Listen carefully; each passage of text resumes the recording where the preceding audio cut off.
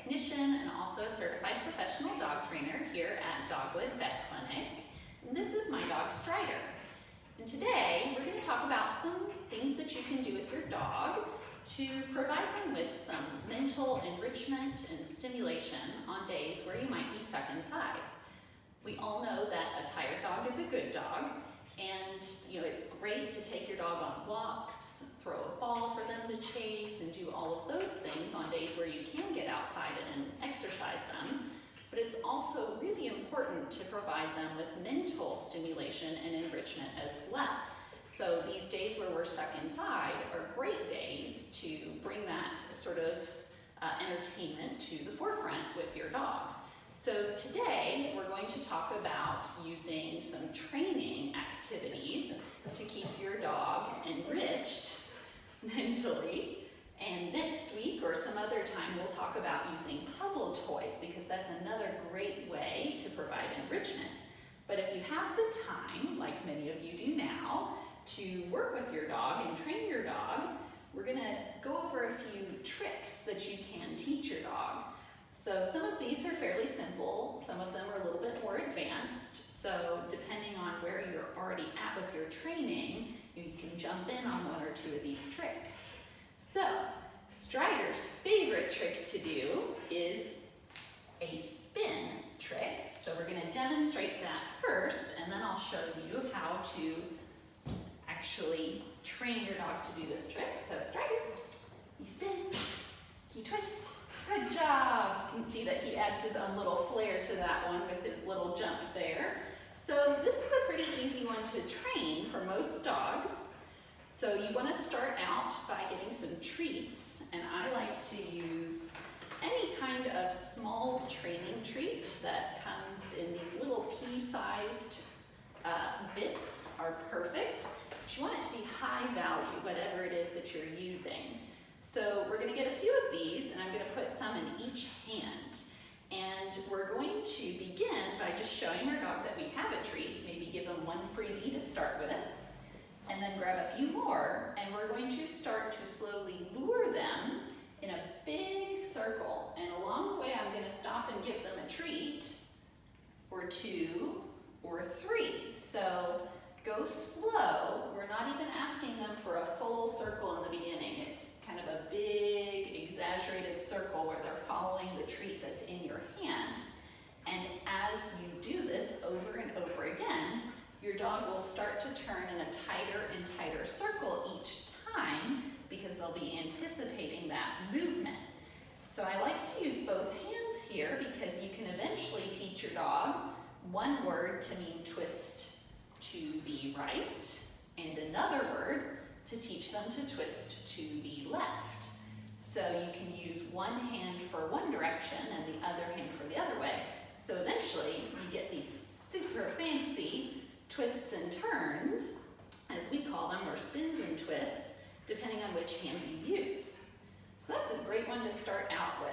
Now, if your dog already knows the down command, down, down, good boy, then this next one is for you. So you're going to start from a down. We're going to teach our dogs to roll over. Lovely. Yes. So we're going to teach them to roll over by, again, we're going to take quite a few treats in one hand, and we are going to lure them through this motion. The first step is getting them to turn on one side of their hip. So we're actually going to take the nose of the dog, following the treat, to about the point of the elbow. And you can see he just turned his hips, and he's now resting his weight on one hip versus the other. Doesn't matter which direction you go in. We're going to take another treat. We've got several in this hand. We're going to draw the dog's nose up and towards the shoulder, and that will flip them onto their side. And then we're going to work on getting them to shift their weight slowly until they fall to the other side. And the first time you do that, it probably won't look that smooth. Strider's done this a few times, but once again, we start from the down position. You can go either direction. We draw their nose towards their elbow to shift their weight onto one hip, and then up and over their shoulder blades, and then on over so that they're rolling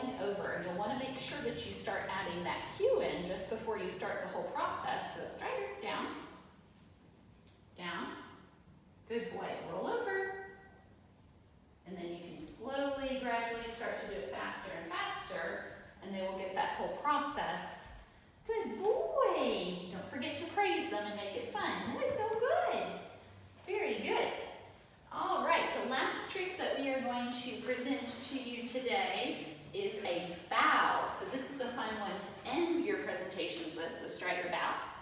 Good boy, good job. This is another easy one to do with your treat lure. Come here, bud. Strider, come here. So for this one, I like to start them at your side because it looks really cute. Then you can kind of make it look like a curtsy or a bow.